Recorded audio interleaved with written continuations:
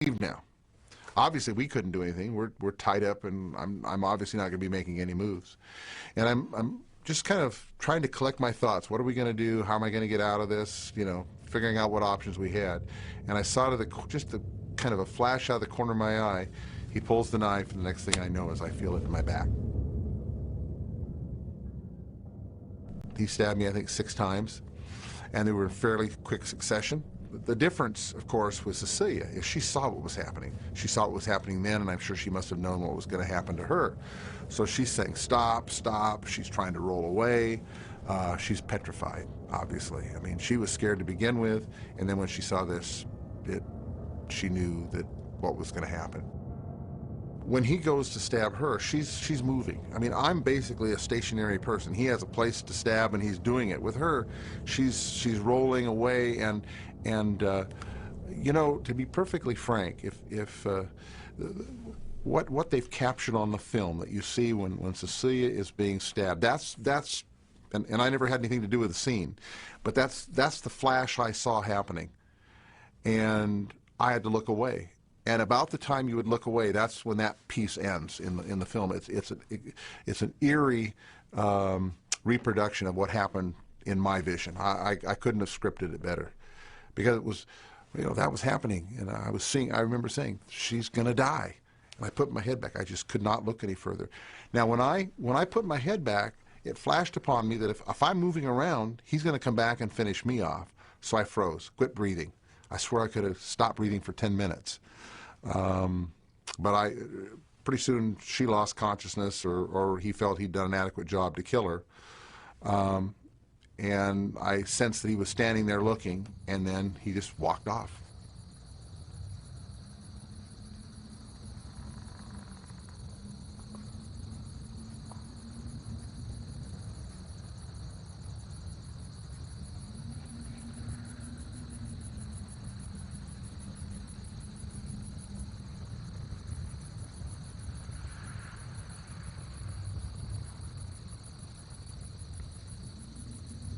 I thought I was dying. It's starting to get real dark around me. It's kind of like if you're going into an anesthetic, I suppose. You're just, all of a sudden, your consciousness is disappearing. It's probably like an electric motor. When you shut off an electric motor, it doesn't turn off right away. There's a flywheel that takes a while to slow down, and I felt that just slowing down. And I knew I was going to die. And then just before it was like lights out, it kind of leveled off. And I mean, you know, it's kind of, you're waiting to hit the ground and you don't hit the ground, and I'm thinking, well, wait a minute, maybe I've got a shot here. And so I started talking to her, and she was in a lot of pain, crying, really upset, obviously. I was able to, with my teeth, loosen her knots enough but her hands were, it was so tight that her hands were still numb, and I asked her if she could get mine undone, and she couldn't move them, and she really wasn't in any position to move. I mean, she was pretty badly injured. I was able to untie one of her hands, but she was too weak to untie me at that time, so I scooted into a position where I could be looking out across the lake, and after calling several times, I found one position that had a little more echo to it that I thought was a little louder, and I called, and several boats went by, but they didn't stop. I don't know if they thought we were joking or what, but finally one fisherman who was going real slow, he stopped. He shut off his motor, and we cajoled and called, and we did everything to try to get him to come.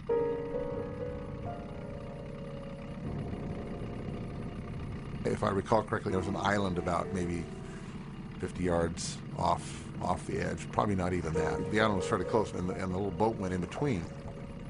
And I got its attention, screaming and hollering at them, turned off the engine, and looked. It just seemed like forever, and I'm begging him to come over and help us. I could see 2 figures in the boat. He turned the engine on and went down the lake. We're sunk. I don't know what we're going to do.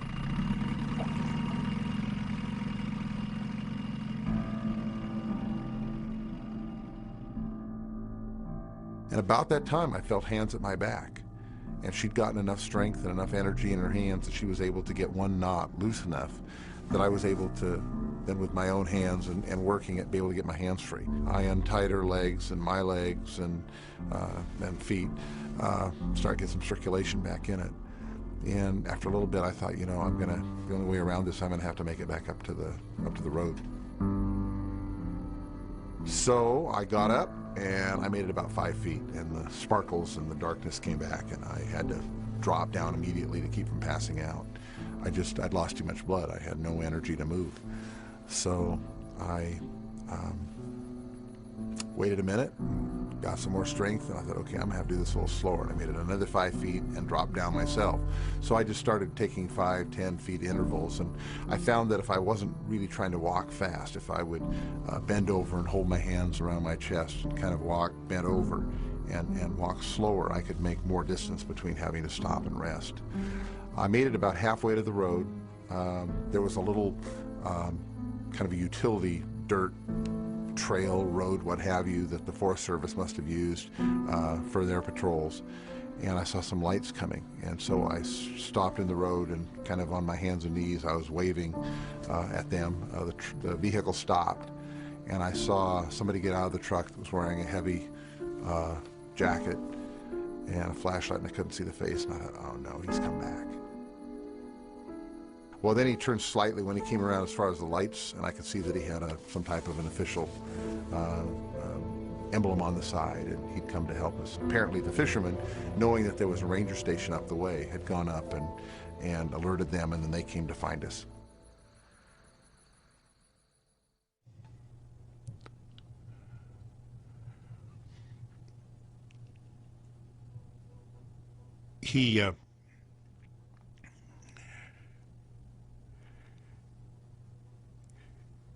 The most remarkable thing in my mind about this is how Brian Hartnell fought to stay awake and fought to keep his consciousness and fought to get help for Cecilia more than himself. That must have been, that was a heck of an ordeal crawling up to that road. And I just admire the guy. Deputy Land and myself arrived at just about the same time. It took us a half hour from Napa and or St. Helena to arrive at the location. And we later found out, of course, that the whole crime at least a half hour before we were notified. So we feel that a good hour has gone by. The road that we traveled over to get to this location is a very mountainous, curving, two-lane road with a lot of blind curves.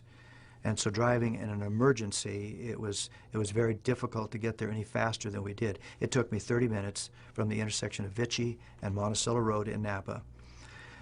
And I figure with the timing that we have discovered, that the Zodiac came down the road and passed me at some point, going into the city of Napa to make his boastful phone call. At that time, I was a police officer assigned to the patrol division. What we did, because we were a small department, when the dispatcher, we had a one-person dispatch, when they went on their lunch break, the rookie cop got to go in and fill in as the relief dispatcher. On this particular night, that's what happened. I was out on patrol, went in to relieve the dispatcher for her lunch break, and it was during the time period that I was filling in for her that the call came into the police department.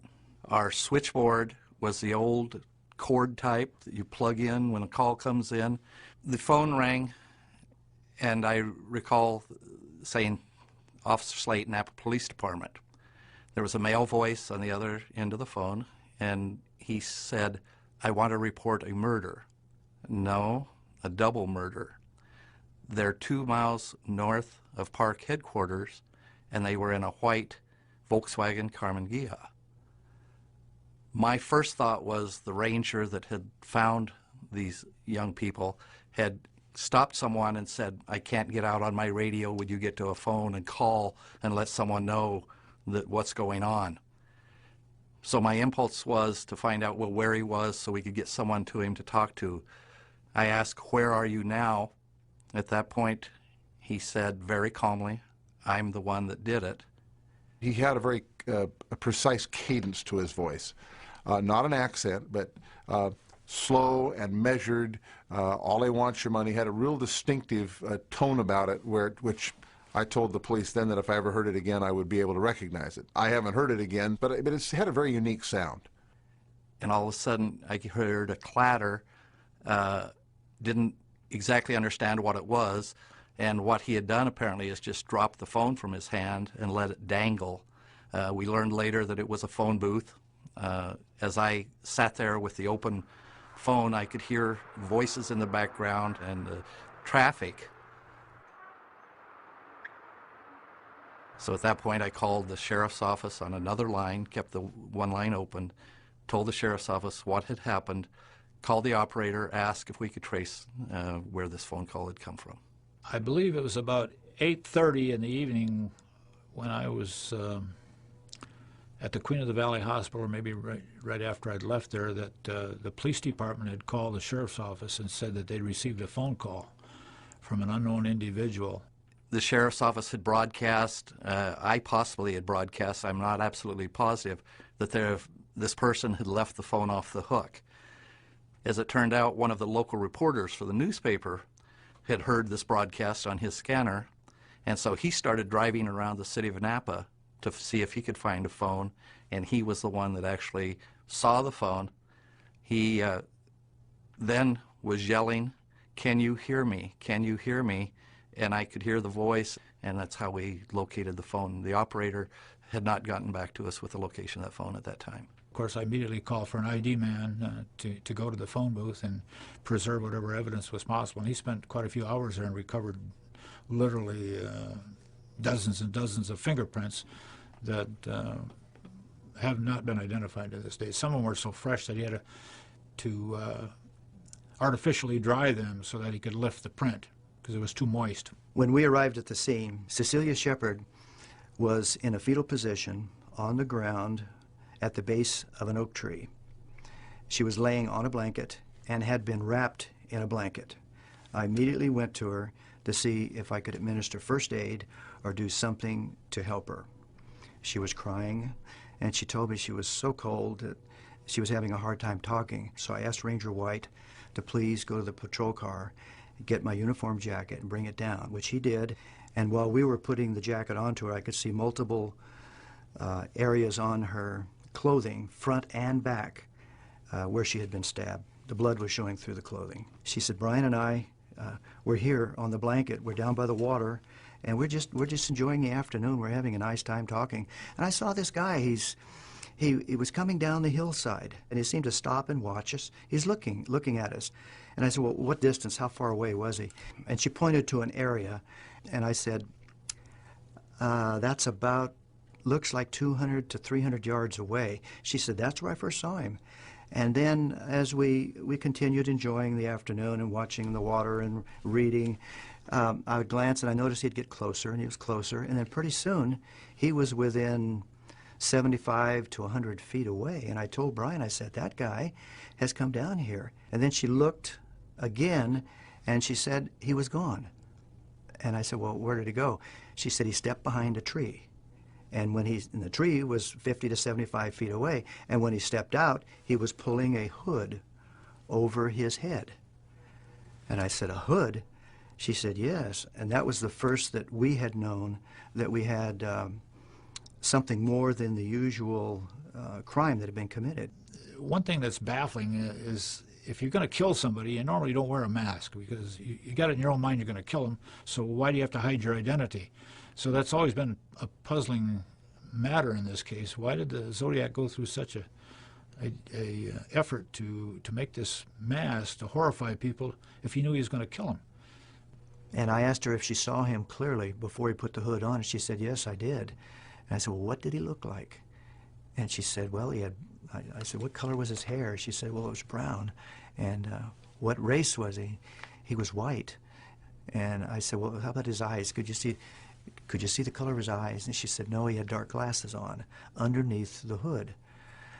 But she said his hair hung down across his forehead and was showing through the eye holes. I said, well, how tall? Let me stand where he was when he came up to you and look at me. I'm 5'10". Tell me how he matches my height, because she was laying on the ground. She said, well, he's just a little bit taller than you, probably an inch or two taller than you. I said, okay. How much did he weigh? She said he was overweight. He was bulky looking.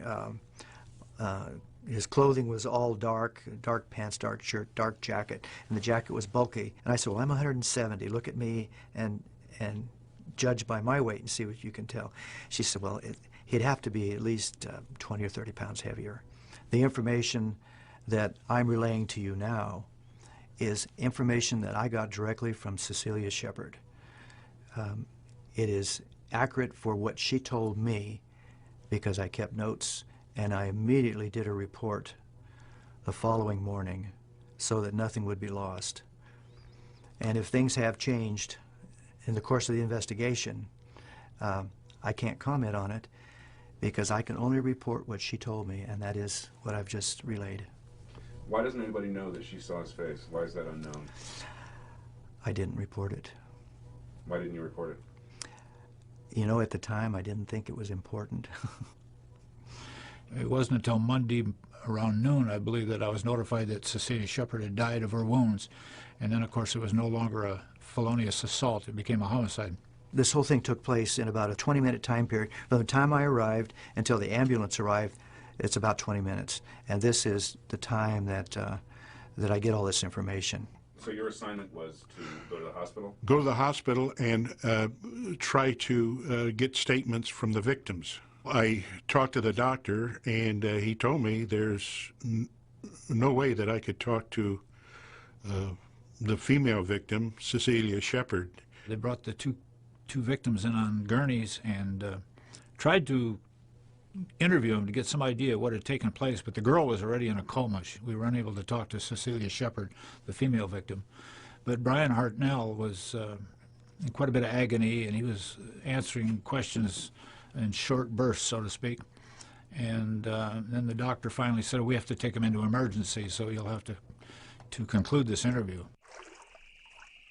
We went up there that night to process the crime scene. It was about midnight when we got up there. We had several deputies on the scene.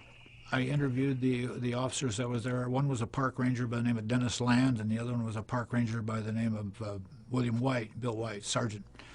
And at that time, Bill White turned over to me some of the articles that were found at the crime scene.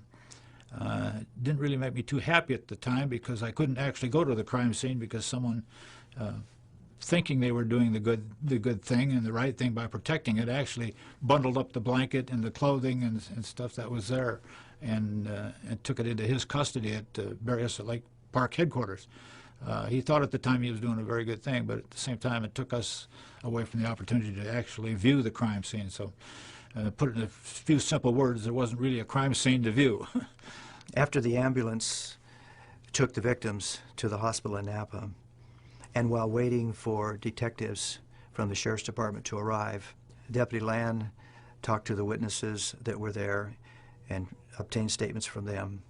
I began a search for evidence and discovered a footprint that led from Berryessa Knoxville Road to the victims and back again, which was totally separate from the shoes that they were wearing. Later on, we were able to determine that it was a military-type shoe, and as a matter of fact, we were able to come up with an identical shoe, an identical footprint in the same size. And it was determined to be what was referred to as a wing walker shoe that was used primarily with the Navy and the Air Force in maintenance due to the static-free sole in the shoe, so the maintenance people could walk around the wings of aircraft without creating static electricity. So we thought that was a very crucial piece of evidence.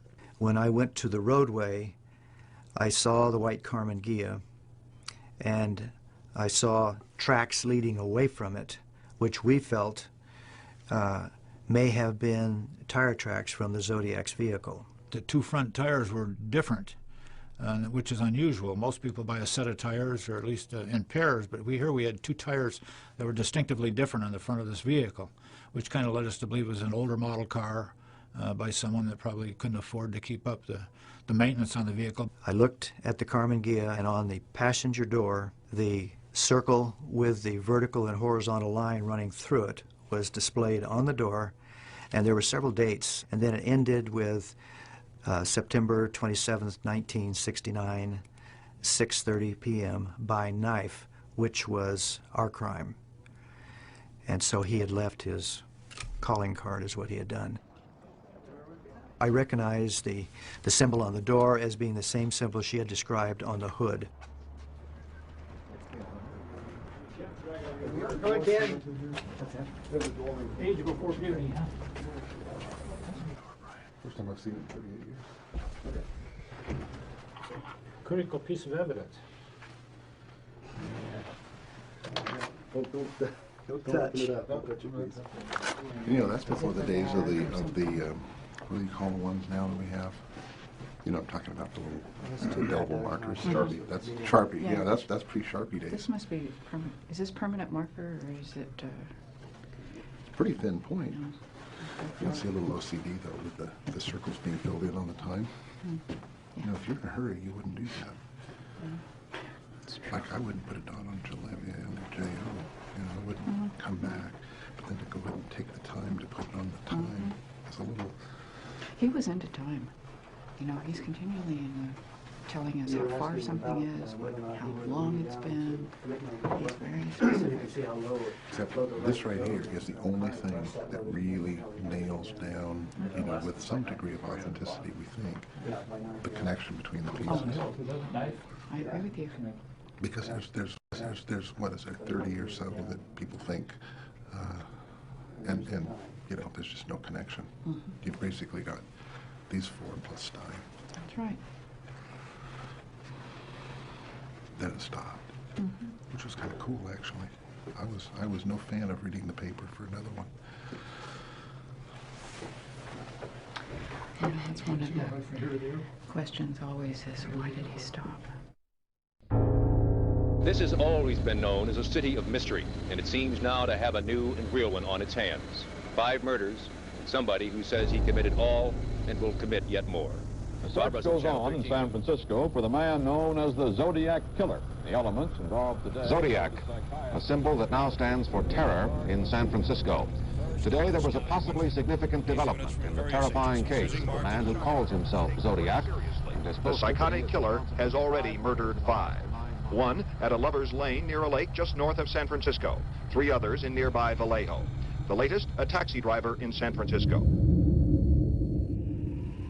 I was the first officer that responded on the scene. I was working with an officer who was since deceased, Frank Peda, an excellent police officer. And we responded to a radio call, told us that a cab driver was being robbed and or possibly assaulted at the corner of Cherry and Washington Streets in Pacific Heights. We fortunately were very close and responded to that corner, and were able to do so red light and siren at 9:55 at night and got there very quickly. I parked the car in the middle of the intersection facing a yellow cab that was sitting a little bit back from the corner of Cherry Street on Washington, facing west on Washington. There were 3 children that were heading over to that car. They weren't too far away, but I'd say a good 15 or 16 feet away. I made the assumption they were coming from the home on the corner, and I was correct, and I herded them immediately back to that alcove. I didn't know if the suspect was still there. The description that came out over the air was of an NMA, Negro male adult at the time. The only person that could have given that information would have been the child who called it into police dispatch. Whether somebody wrote it incorrectly and the child actually said white guy, I don't know. My regular partner was off. I don't recall the reason why he was not working that night. However, Eric Zelms was assigned as my partner that night. We were patrolling the eastern side of the Richmond district, going northbound on Presidio Avenue. We had passed Washington Street when a broadcast came in of a shooting at Cherry and Washington Street. Went over to the cab. I could see Mr. Paul Stein, who was slumped over the front seat with his head into the well on the passenger side in the front. There was blood all over the cab on him, and I was 99.9 certain he was dead. And it was at that point that I retook the description of the suspect, and that's when I was told it was a white male. I couldn't get to the radio fast enough at that point to let everybody else know. The kids had told me that whoever had done this crime left the cab, went out the door, seemed to be wiping the cab down, reaching into the cab, and then ambling or walking down Cherry Street in a northerly direction, kind of towards the Presidio. I walked that way myself. I did not run because there are innumerable alcoves and parked cars. So I went down, following every technique I knew so I didn't get my head blown off. Got down to the corner of Jackson Street. Had to make a choice. I was on the east side of the street, so I turned right to the east. Went up in that direction. I couldn't see anybody in either direction, nor could I see anybody scaling a wall into the Presidio. Got all the way down to the next corner, which was Maple. Decision number 2, which way to go. Looked to the left towards the Presidio. Saw absolutely nothing. It was much darker there. I figured the chance of finding somebody was almost nil. I turned to the right, and I saw a man walking his dog. He was somewhat older than the description I had, a whole lot thinner, and he had absolutely no blood on his clothes. I asked that gentleman if he saw anybody walking in the area, and he told me no. We turned west on Jackson Street. As we approached Maple Street, I noticed on the north side of the street a white male adult dressed in a derby or three-quarter waist-length jacket with elastic at the waist and on the cuffs and regular flap-down collars. He had a crew cut. He was wearing rust-colored pleated trousers, which were unusual for the time. He had on engineering-type boots, low-cut shoe, three-quarters of the way in length, tan in color. The initial radio description of the suspect was that of a black male, 5'10", or something like that. Seeing that it was a white male in an affluent neighborhood walking along the street, we didn't think it was a suspect. So we proceeded the next block, which was Jackson and Cherry. Turned southbound on Cherry Street. We saw Armin Pellicetti, one of the officers who had responded directly to the scene. And at that point, Officer Dan Falk, who was accompanied by what I believe was the rookie officer Eric Zelms at the time, pulled up very quickly in their police car, called out to me. Did I see anybody? Did I know anything about where the suspect could be? I told him no. He stopped us and said that he was looking for the white male that had just gone down the street. There was a little conversation about what the initial description was, and he said no, he was a white male. I then used a slang term and said, oh, that was the suspect. He did not mention to me that he had seen anybody at that point or had stopped anybody. We turned around to get to the Presidio, and my reasoning on that was because turning down Maple would lead through the Presidio wall directly into Julius Kahn Playground, which had a lot of foliage. So we went down looking for the alleged suspect in the area of Julius Kahn Playground. Nothing was observed.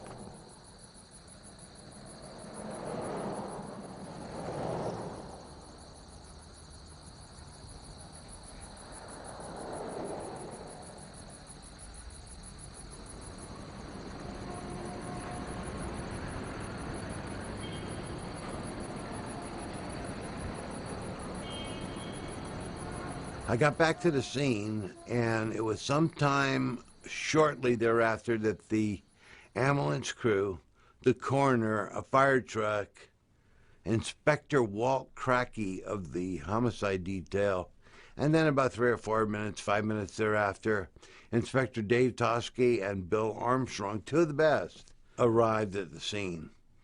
I briefed Inspector Tosky, who seemed to be taking the lead on the investigation, as we walked over to the car. I assured him nobody had contaminated the scene, and then I went about uniform business and let him take care of his detective work. In his violent movements, or rather the violent periods that he has been in, he's an absolutely ruthless, completely merciless killer. He calmly goes about his business of, in one case, telephoning the police, and another tearing a strip off the shirt of the dead body of the immediately killed victim. He doesn't get great excitement over it. He thinks killing is just killing. So somebody like that is going to be a very serious problem for us. Can you guess how fast you were driving down the street when you saw him? Well, until I saw him, probably about 35 or 40 miles an hour on a 25-mile-an-hour street. Slowed down as we passed him. I don't know, we're still rolling. Saw that it's a white male. Step on the gas.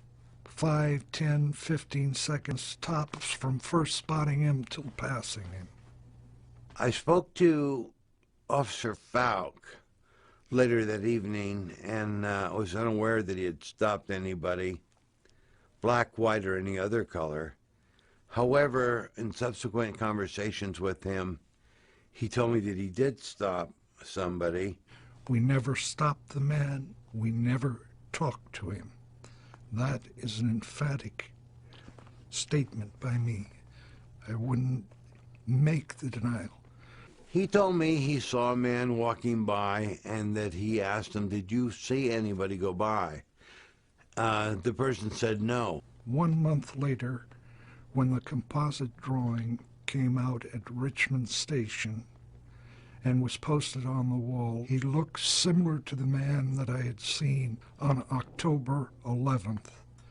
I then wrote a scratch, or interdepartmental memorandum, to my lieutenant to forward to Homicide Division so that they would have the additional information about the appearance of the suspect.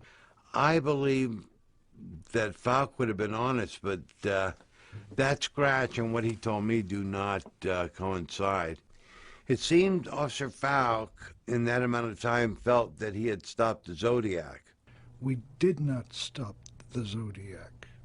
We didn't stop anyone. I wish Eric Zelms were alive today to tell you so. Well, it's very hard to say whether he did or not. It'd be a point of conjecture at this point, and he seemed quite upset. It is purported in the works of Zodiac, unmasked, that I tearfully told Inspector Tashi, "You know, Dave, we could have been killed that night." I never spoke to Tashi that I personally know of or remember. He may have been the inspector who came out and asked me about the composite drawing, and I told him the suspect was older and heavier. Beyond that, I had no further contact with the investigation. Falk was also very clear as to what the person was wearing.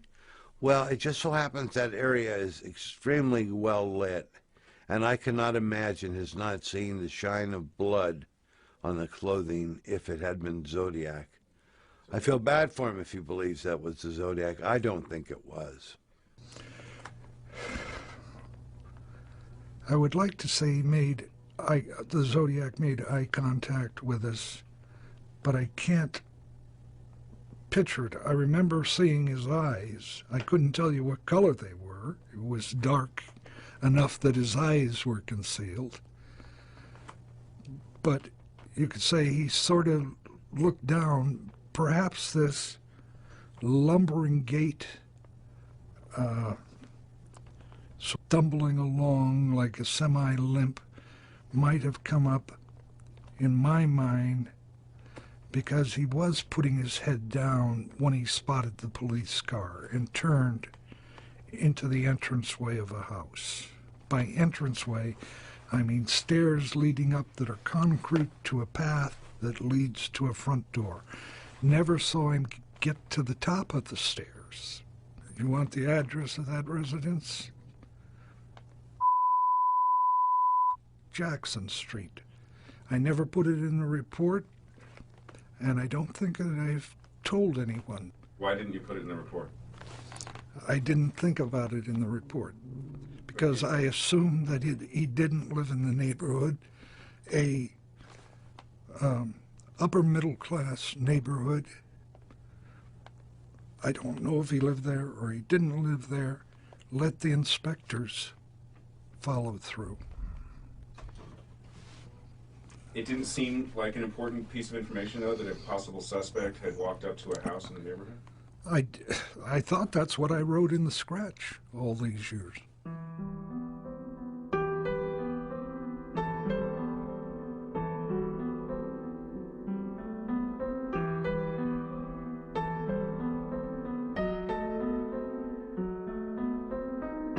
The Zodiac killer seems to crave publicity. He sent letters and cryptograms to newspapers and the police, recounting his crimes, threatening more murders, and making Bay Area residents very edgy.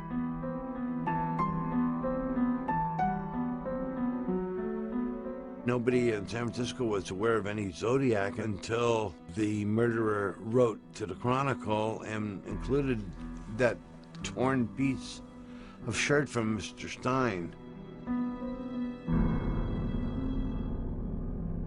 School children make fine targets. I think I shall wipe out a school bus some morning. Just shoot out the front tire and then pick off the kiddies as they come bouncing out. Now, what are you doing to protect the school buses, particularly in San Francisco, from that? In San Francisco, we have been since the first day, since the reception of this note, and up to now and continuing, we have a number of plainclothes officers following buses in the morning and in the evening.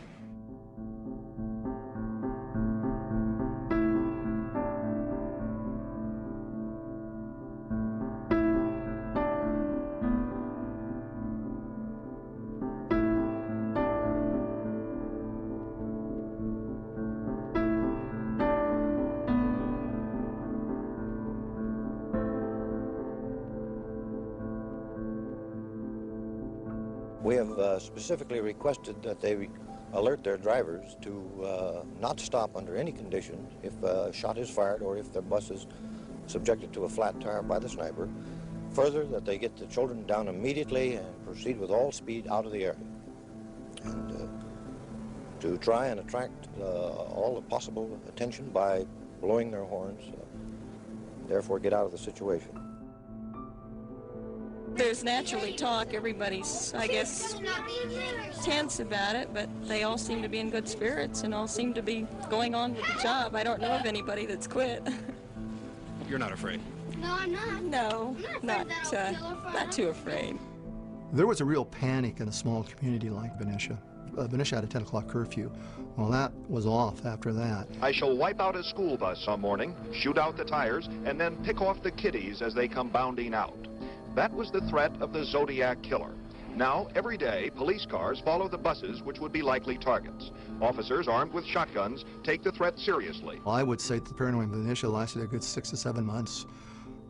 People were very concerned, and it escalated every time after another reported killing. I suppose the Zodiac created himself as a media darling because the newspapers started getting full of Zodiac information. Today, there was a possibly significant development in the terrifying case of the man who calls himself Zodiac and has boasted that he is responsible for 5 murders in the last 9 months. What about the cryptogram in the letter? Does it tell you anything new about him? Well, this letter that we've received is just a short cryptogram, one line of symbols, which he says reveals his name. In the original correspondence we received from the Zodiac, he stated that his name was in it. The cryptogram in that letter was broken, except for the last 18 letters, and we have been unable to break it. We since received another correspondence from him, and that was unable to be broken. The experts felt that there really wasn't a message within that letter. Of course, we've already submitted this recent letter to our experts, and if his name is there, I'm sure it will be revealed. It conforms with all the other material we've received from him in the past, yes. Well, how can you tell it's authentic? It's a matter of identifying the handprinting appearing on the card. Where was this postcard postmarked from? It has no postmark on it. It was found in the post office. Postal workers found it before it even got through the cancellation machine. We're just about in the same position. We're still following a tremendous amount of leads. We're getting a tremendous amount of information every day, not only from the Bay Area, but from all over the nation. As you know, we have heard from him ourselves through our local press, and recently he has written to an attorney here in San Francisco. But as far as any specific piece of physical evidence or any specific individual, we're no closer than we were. At one point in time, I was asked to go down and listen to a tape of an interview that had been on the Jim Dunbar show. And if I recall correctly, Melvin Belli was asked to come to the Jim Dunbar show, and so I was asked to listen to the voice, and there was some interaction between Melvin Belli and Jim Dunbar. My recollection of that voice is that wasn't even in the range of what I'd heard. I think I told him that I didn't think that was the voice. Talk to us. Just tell us what's going on inside you right now, Sam, please. I have headaches. Right. How long have you had those headaches, Sam? In a long time? Since I killed a kid. Well, was it before December that you had the headaches? Yes. Were you in service, that you might have had an injury in service? Did you ever fall out of a tree or downstairs? Were you ever unconscious? I don't know. You don't remember. Does aspirin do you any good? No. Doesn't do any good. Sam, that stuff never did me any good either when I had headaches. Sam, let me ask you a question. Did you attempt to call this program one other time when Mr. Belli was with us? And you couldn't? What? Did you try to call us one other time about 2 or 3 weeks ago when Mel Belli was with us? Yes. And you, and we couldn't get through when couldn't we were get through. talking? The phones were tied up. Was that it? Yes. Right. Sam, let me ask you this. There's some reason why you go to a particular doctor or a particular priest, and some reason why apparently you wanted to talk to me or Lee. Is it that you feel that we have compassion for people who get in trouble? Or is it you feel that we can do something for you? Or is it you feel that we have enough integrity that if we promise you something, that we're going to stick to it? Well, let's find out why he wanted to talk to. Why did you want to talk to Mr. Belli, Sam? I don't want to be hurt.